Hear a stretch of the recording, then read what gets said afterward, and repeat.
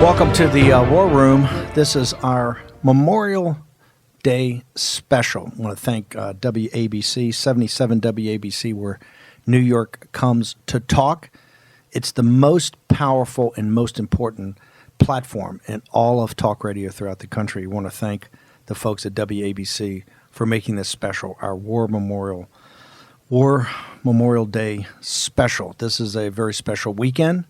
Probably, I think, in our civic society, the most sacred weekend we have, where we honor the war dead of the United States. 77 WABC, very honored to be on for this special. Got the entire team from the War Room, got Jack Maxey and Greg Manns, who man the engine room of the War Room every day, and two special, very special co-hosts, Jack Posobiec.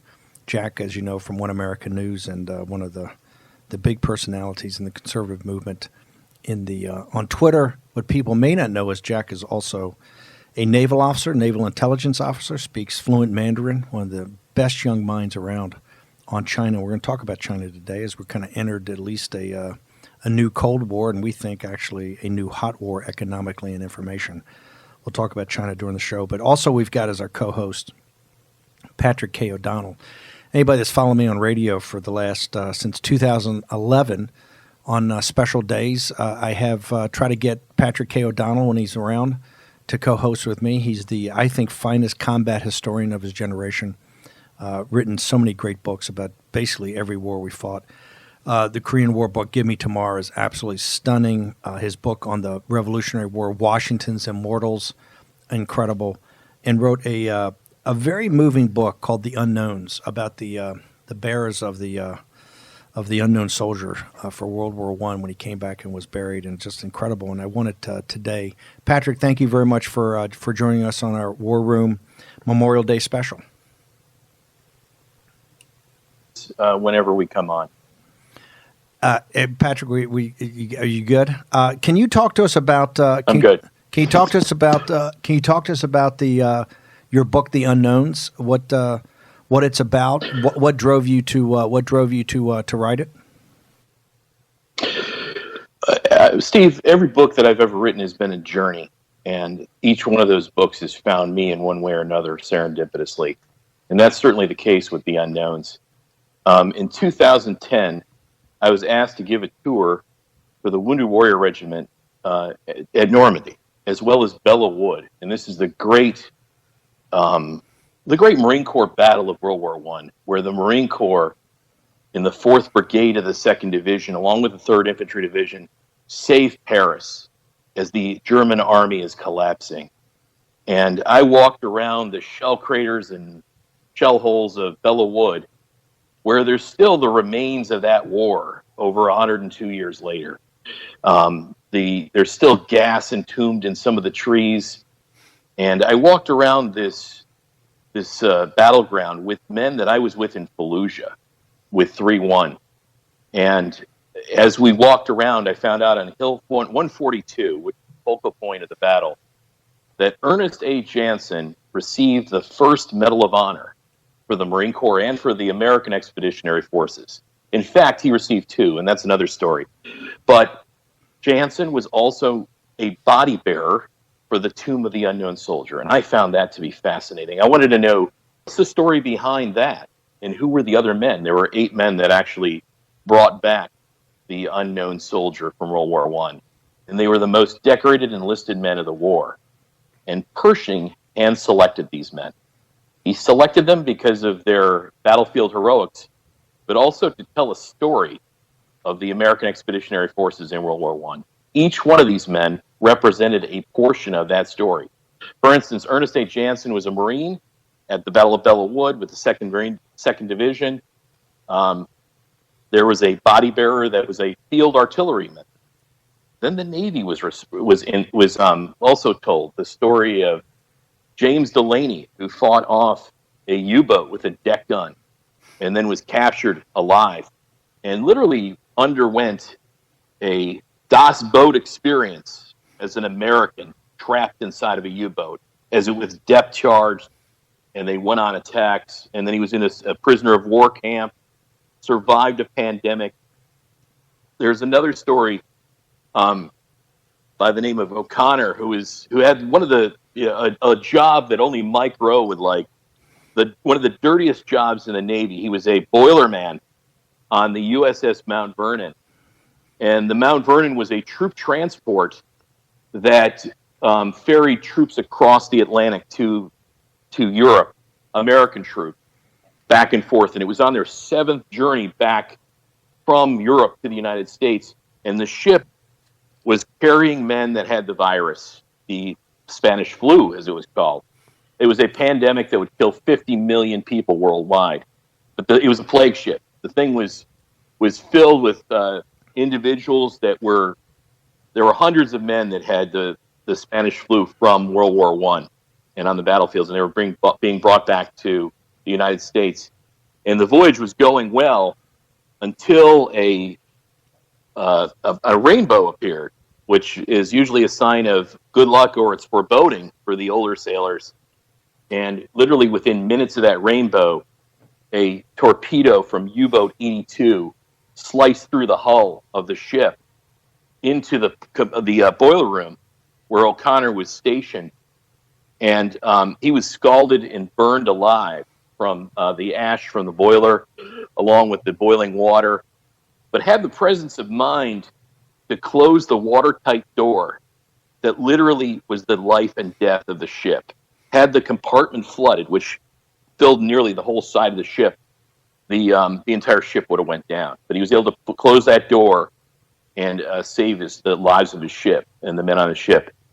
So it's about these men who are the body bearers and the most decorated enlisted men, which tells a combat history of World War I, but it's also the story of the World War I or our unknown soldier, which is a very fascinating story. There are 3 bodies inside the tomb of the unknown soldier to this day. There's a World War I soldier, a World War II unknown soldier, and a Korean War unknown soldier. But the first soldier was placed in the tomb in 1921 on November 11th, fittingly Armistice Day, or the end of World War I. We initially didn't have a tomb of the unknown soldier.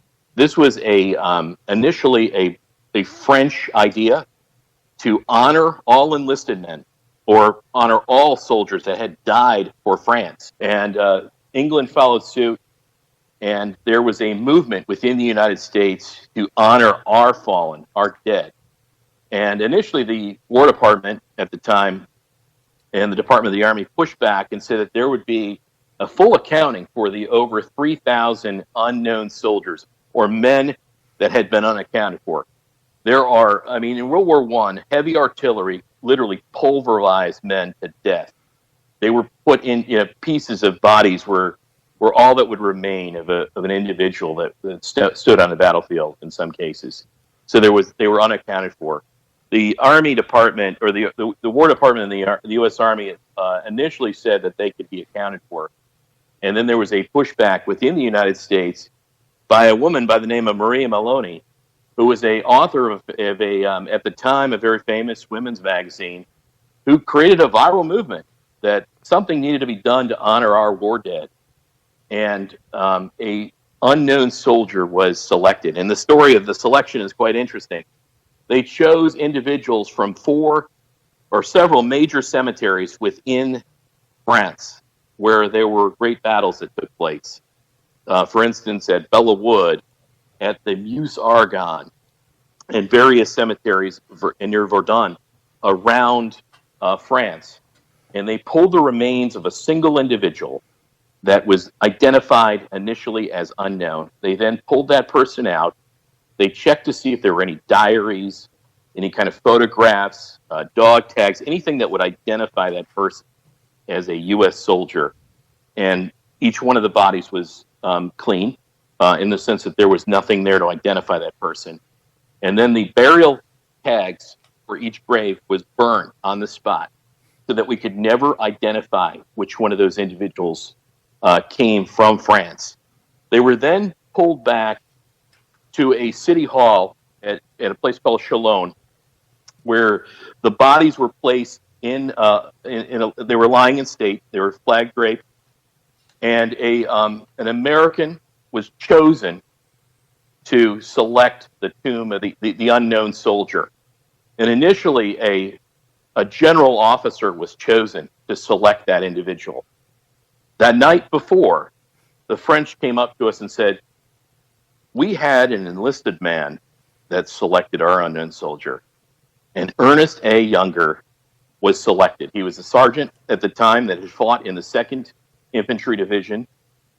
He was in the 9th Infantry Regiment, U.S. Army. And Younger was not the most decorated individual, but he had been through hell. He had been through the key battles of the war and had been wounded multiple times.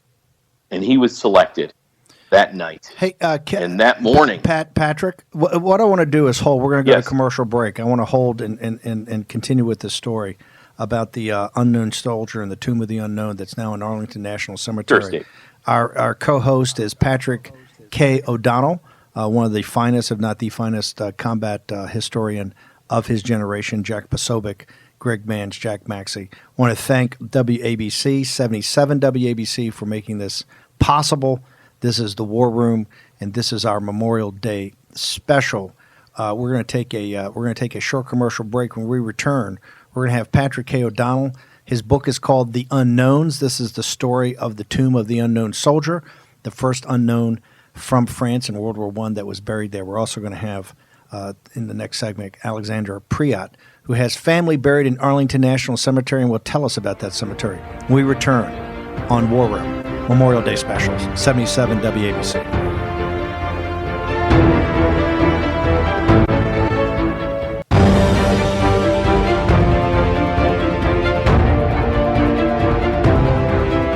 War Room with Stephen K. Bannon.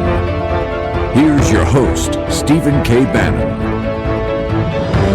77 WABC. It is where New York comes to talk. It's the most powerful, most important talk radio station in the country, and we're very honored to have the War Room on for this special Memorial Day special.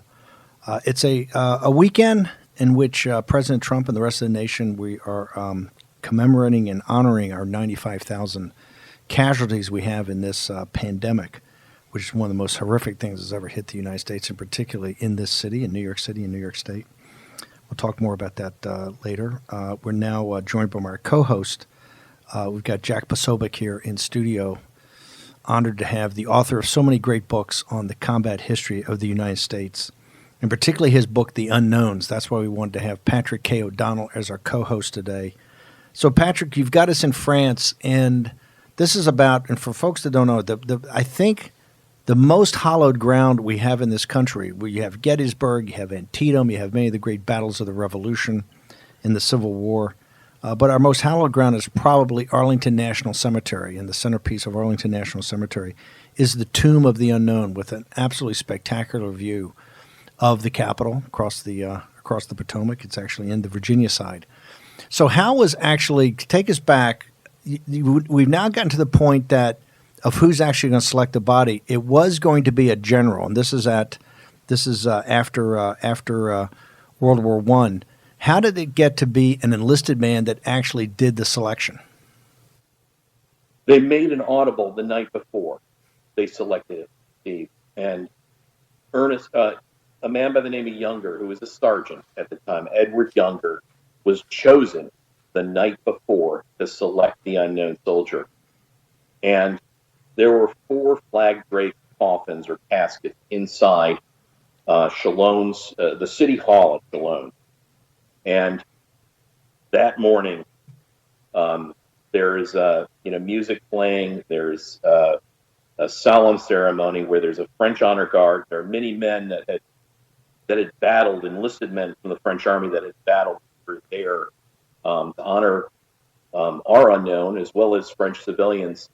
But Edward Younger was given a bouquet of flowers that morning and told to select the unknown soldier.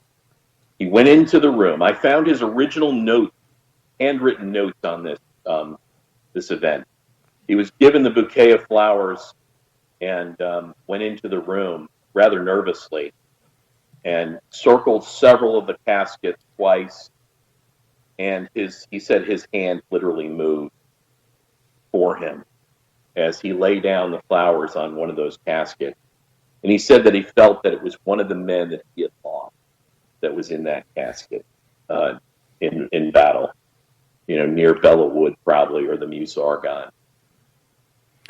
I want to go back for a second. Why was this? You said it had to be a movement by a woman, Maloney, Maria Maloney, that was an editor of a woman's magazine at the time. What I don't understand is, why was it controversial? I don't think it was controversial in France, and I don't think it was controversial in the United Kingdom. What was the controversy in the United States, and why did you almost have to have a grassroots movement that led to the Tomb of the Unknown? I think there were a lot of factors, Steve. One of them was a resistance to also bring back all of the war dead that were in France. And that was going to cost money. And there was a resistance to that. And then there was a resistance. The War Department pushed back and said, hey, look, we're going to be able to identify these 3,000 war dead. And what happened is, the first thing that caved in was the U.S. Army said, okay, that is an American family that wants to bring back their dead relative, their father or uncle that died in France, can do so. And over 30,000 Americans were repatriated. They were disinterred and repatriated back to the United States. And then the movement took place to honor the unknown soldier, because they felt, look, France and England have both done this ceremony, and it's a way to honor all of our war dead, all of our servicemen that fought in the Great War, World War I. And millions literally were mobilized in the United States. We lost, I think the casualties were 116,000 in World War I. You're saying 30,000 of those were repatriated back to the United States and buried here. I know the cemeteries in France, I've been to many of them, are large. How many actual Americans from World War I are buried actually in the military cemeteries in France? There are tens of thousands of Americans that are still in France, and there are actually some Americans that are in Italy as well. And so they're scattered throughout. They're mainly focused on the battlefields where Americans fought. And then some Americans fought with the British Army, or in some cases, a small contingent actually fought in the Italian Army too. Now, we got about a minute in this segment, but I want to go back. How did you give us the inspiration? How did you come to actually write the book? What inspired you to write this book? The inspiration was at Bella Wood, and we were walking around as a group, and on a place called Hill 142, and this is a little bit off to the left of the Bella Wood battlefield, but Hill 142 was high ground, and it was a key focal point. And 1-5, specifically the 49th Company and the 67th Company of the Marine Corps, charged across an open wheat field around June 6, 1918, to take this hill. They lost over 50 or 60% of those companies in the wheat and on the hill. And Jansen had to repel a very strong, 2-company-sized counterattack, where they literally set up German Max machine guns and were about to sweep the hill. He launched a one-man bayonet charge and took out 5 machine guns, and was very severely wounded in the process, but saved the hill and may have even had an important role in the battle itself. And he was selected by General Pershing to be one of the body bearers. When I found out that little thread, that footnote, that's what inspired me. I wanted to know who the other men were, because I thought it was interesting. And then I found out it was more than just one guy. Patrick, they were trying to tell the story of all of World War I. Patrick, why don't you hang on for a second? We're going to return. We're going to take a short commercial break. This is the Memorial Day special, 77 WABC. This is the War Room. Stephen K. Bannon, Jack Posobiec, Patrick K. O'Donnell, Greg Manns, Jack Maxey. We'll return in just a moment.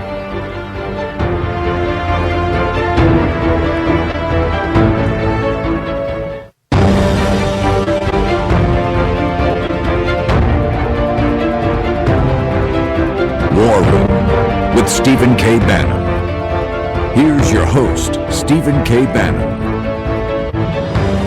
Welcome back to the War Room. It's our Memorial Day special brought to you by WABC, 77 WABC in New York City. It's where New York comes to talk. It's the most powerful, influential, and important talk radio station in the nation. Also want to thank our co-production partners for everything we do. John Frederick's Radio Network, America's Voice, now Dish Channel 219, and of course, Newsmax TV. We now have over 100 million views of the show, and also over 8.5 million, I think 8.5 million downloads on the podcast. So must be doing something right here with the team as they work every day. Got our two co-hosts, Patrick K. O'Donnell and Jack Posobiec, but we're honored to be joined now by our long-time communications director, Alexandra Preate. Alexandra, you've got family. We just had Patrick K. O'Donnell. He's going to join us back in the next segment. He's telling us this very moving story about the Tomb of the Unknown Soldier. And the Tomb of the Unknown, for people who have not been to Arlington National Cemetery, this weekend, it's different than Veterans Day. Veterans Day is November 11th, the 11th hour of the 11th day of the 11th month when the guns went silent in World War I. And that's Veterans Day, and I'm a veteran. Jack Posobiec's a veteran. We're going to have Congressman Jim Banks on. Jim Banks is a veteran. You know, we get our day on November 11th. Jack Maxey's also a veteran. Four naval personnel, Maxey, Posobiec, Bannon, and Banks today. But Memorial Day is different. Memorial Day is about the honored dead, those that have given their lives the greatest sacrifice for their country and for their fellow man, and no greater force for freedom in the entire world than the United States military. They've given up more individuals, either wounded, casualties in combat, or given their lives to free people throughout the world through hundreds of years. Great honor for all of us to be a part of that, and it's a really solemn honor and a great honor to be able to honor our war dead on Memorial Day.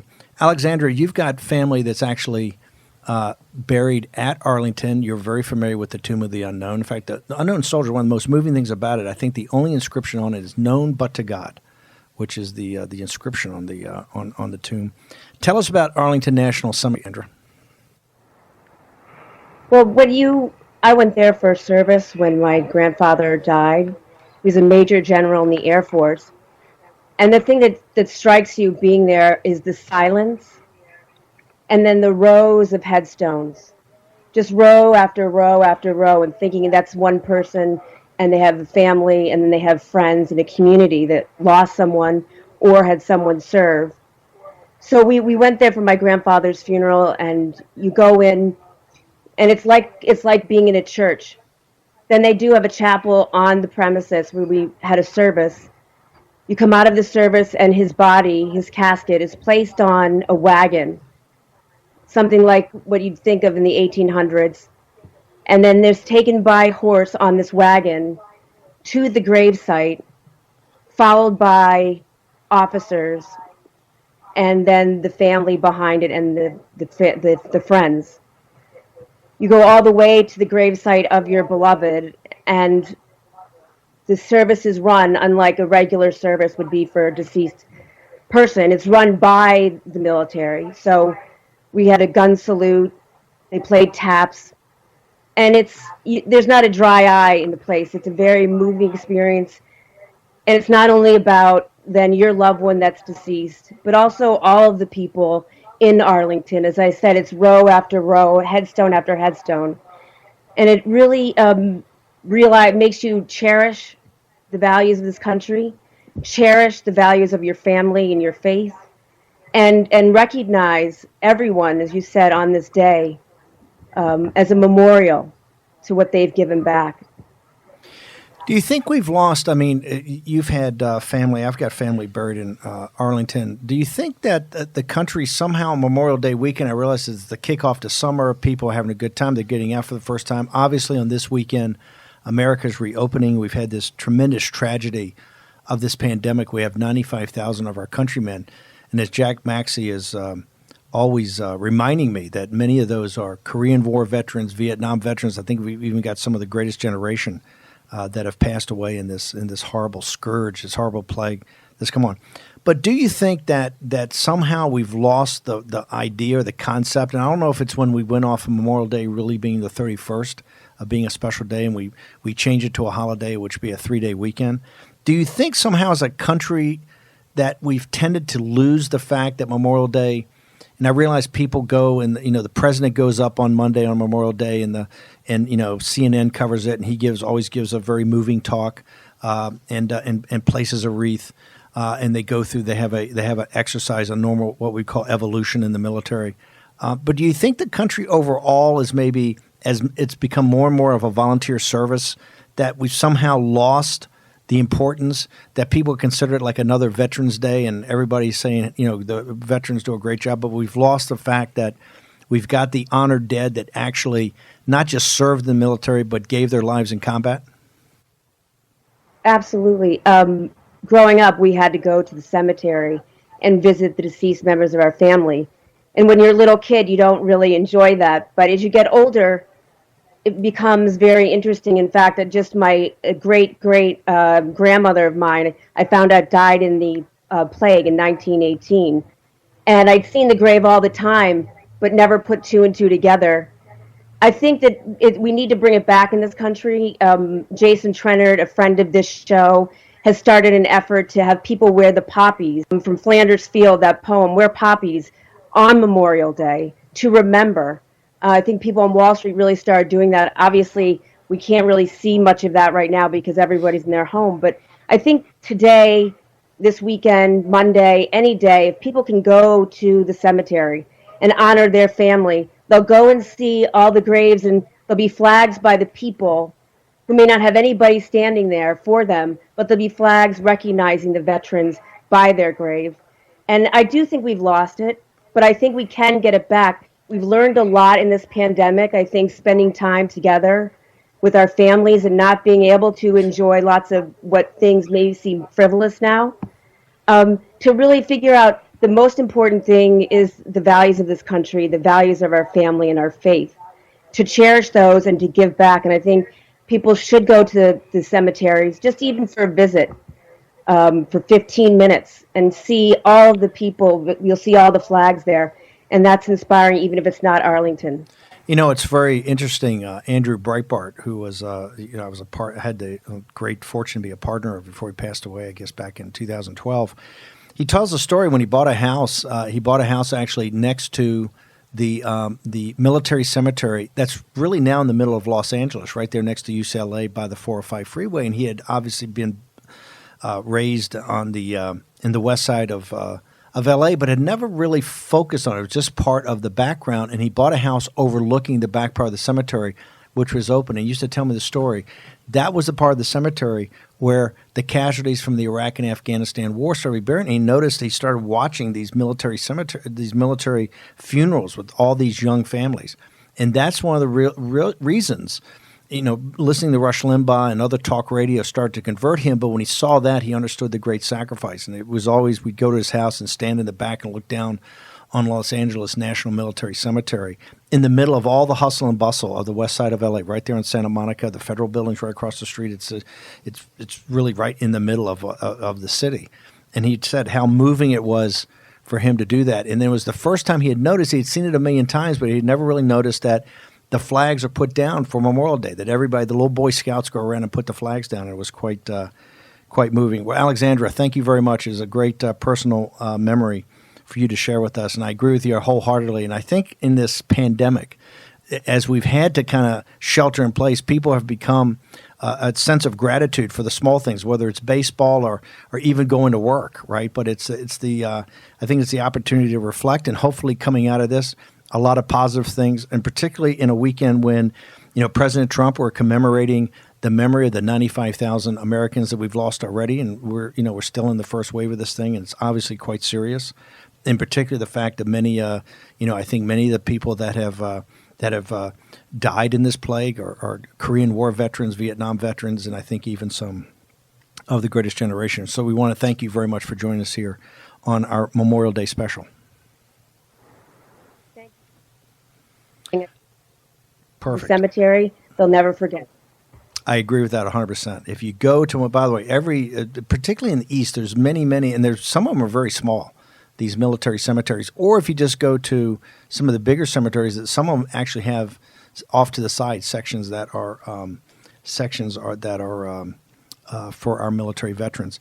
I want to thank Jack Posobiec for coming in. Posobiec as one of the dynamic young personalities in the conservative movement. He's also a naval officer, naval intelligence officer, speaks fluent Mandarin, knows the situation in China, of which we'll get into the next hour somewhat. But you've got a story to tell us about one of the real unknown characters, I think, in American history, and particularly the American military. Yeah, Steve, thanks so much for having me on. As a Polish kid growing up in southeastern Pennsylvania, Philadelphia area, right around Valley Forge, you're looking around trying to figure out, you say, boy, my name's Posobiec. It doesn't sound a lot like Anthony Wayne or George Washington or some of these other Nathaniel guys. Greene. Nathaniel Greene, yeah. And so, but then as I was going through the history and we're, always hanging out and spend a lot of time in Valley Forge, we came upon this guy by the name of General Pulaski. And I said, Pulaski, that sounds kind of close to Posobiec. What's that all about? Right. And it turns out General Pulaski was a count. He was a Polish count that was brought over by Benjamin Franklin and the Marquis de Lafayette because he had fought against the Russians when they were trying to push into the Commonwealth, and he was a cavalry officer. Do the Polish and Russians ever fight? Every once in a while, usually about every 30 years, every 40 years, there's a little from scuffle. time From time immemorial. From time immemorial. From time to time, yeah. They said, what's Poland's greatest curse? Bad neighbors. And so looking at Pulaski, and it's amazing when you consider the legacy because you'll see bridges, you'll see towns. We have Fort Pulaski. We have so many things named after him, but his legacy isn't as well known as some of the other generals. Certainly not as much as Marquis de Lafayette and the assistance of the French. But the Polish assistance has been with America from the start. And when Pulaski came over, he came over with the institutional cavalry knowledge of a Polish cavalry soldier, and everybody knows that the Polish cavalry in the 1700s was probably the preeminent cavalry force throughout Europe. Keep in mind, this is not that 1776 is not that long on a historical scale from the famous, immortal really, Siege of Vienna, 1683, the stand of the Winged Hussars, when it was the Polish that smashed the Turks and kicked the Ottomans out of Europe and back into the Middle East. And saved Europe. Saved all of Europe. All of Europe, and that was Jan Sobieski, the great king. And so here comes Pulaski to the United States, and Franklin, of course, is looking for someone. How can we, find some military officers that'll help us out? He's over in France trying to scrounge up anyone he can. Well, here's this exiled, count from Poland who couldn't beat the Russian Empire, got kicked out, tried to kill the king. It was very scandalous at the time. So the French didn't want him to join the army there. So he comes back to the U.S. He became the father of the American cavalry, saved Washington's life at Brandywine with a cavalry charge, was made a brigadier general by the Continental Army, eventually died in the Battle of Savannah, 1779, years later, also leading a cavalry charge against the British, of course. And, in all of U.S. history, there's actually only been 8 people that have been honorarily granted U.S. citizenship by the U.S. government. Wow. One of them is Marquis de Lafayette, and another one is Kazimierz Pulaski, Brigadier General. And I wanted to bring that up today to really point out that the heritage of Polish and American connection, that tradition, that faith that has brought the two countries together, even now in this age, actually goes all the way back to day one. Go ahead, Bring Jack. up a great point. I mean, one of the things I've always found so moving when you go to these veteran cemeteries, and when I was a kid, Boy Scout, we flags up and things, but one of the things that I am always reminded as you read the names and you realize that America really is a great melting pot, right? Names from every different ethnicity are in there. And it shows you what a wonderful team we've created here in this God blessed country. Where is actually, we're going to go to commercial break here, Such Patrick K. O'Donnell is going to come back and join us. Where is General Pulaski buried? So General Pulaski's actual burial place is a little bit disputed, because some people say that he was buried at sea off the coast of Savannah, but there is a monument to him in downtown Savannah that you can visit where they have found bones down there, but there's still a dispute as to whether or not it's actually him.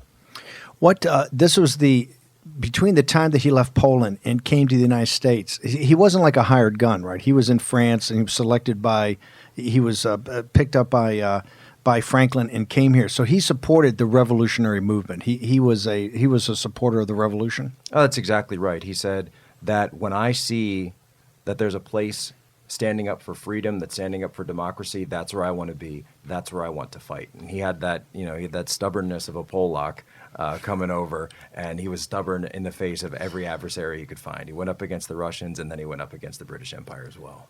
77 WABC, where New York comes to talk. It's our Memorial Day special. This is War Room, Stephen K. Bannon, Jack Posobiec, Greg Manns, Jack Maxey. We're going to be joined when we come back by our other co-host, one of the finest, if not the finest, combat historian of his generation, Patrick K. O'Donnell. We'll return with a Memorial Day special on WABC. This is the War Room.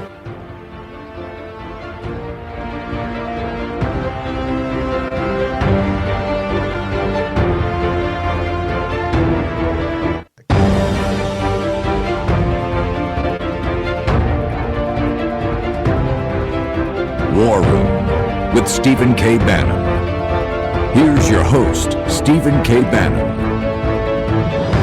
77 WABC, where New York comes to talk. This is the WABC Memorial Day special, War Room.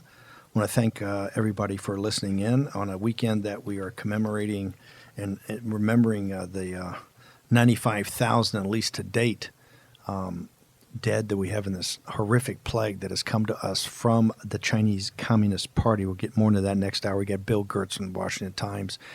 Congressman Jim Banks, another naval officer, will be joining Jack Maxey and Jack Posobiec, Greg Manns, Patrick K. O'Donnell, and myself.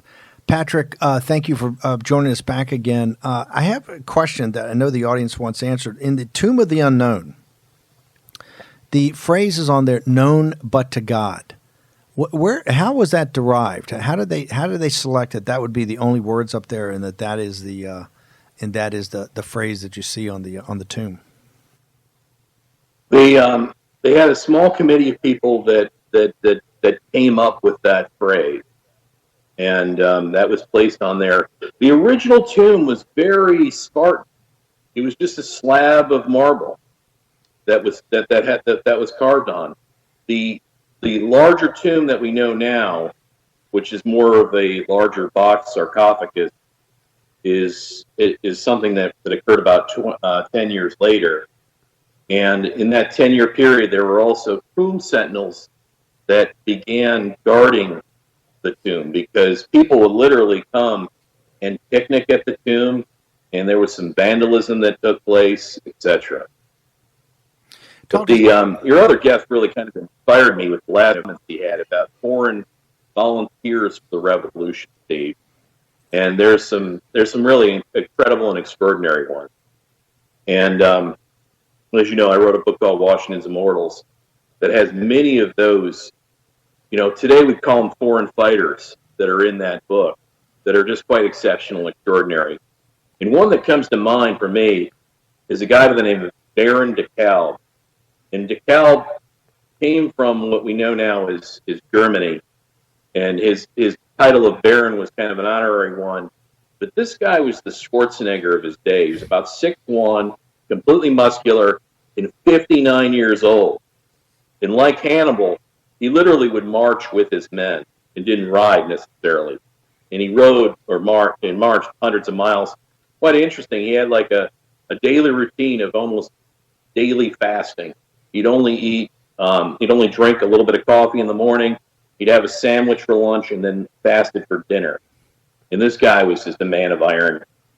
And his story is really quite epic and extraordinary. At the Battle of Camden, where it was one of the greatest defeats of an American army, the army under Gates is destroyed, and Baron de Kalb is in charge of the Maryland Division, which includes the Marylanders and Washington's Immortals, if you will, and the Delaware Blues. And he is stabbed 5 times by British bayonet. And Cornwallis, who's quite an extraordinary general himself, he gets a bad rap for Yorktown, but he fought alongside his men. He led the battle there. Came up to him and offered him comfort. And I think what he said was really quite extraordinary. He offered him comfort, and he asked him if there's anything he can do. And he said, "Thank you, sir, for your generous sympathy, but I die the death I've always prayed for, the death of a soldier fighting for the rights of man." That's how he believed in the cause. Wow. As a foreigner. Hey, Patrick, why don't you hold there? We're going to wrap this hour up. We're going to come back with another hour on our Memorial Day special on WABC. We hope you're enjoying this weekend. We understand that in this great time of a pandemic, 95,000 Americans have passed away, have died. Over 20,000, I think, in New York State, and the city has been absolutely ravaged by this. We hope you are enjoying the memories of the honored dead of America and its wars. We're going to return on 77 WABC after a short commercial break. We'll be back next hour with Bill Gertz from the Washington Times and Congressman Jim Banks. The Memorial Day special in the War Room. Be back in a moment.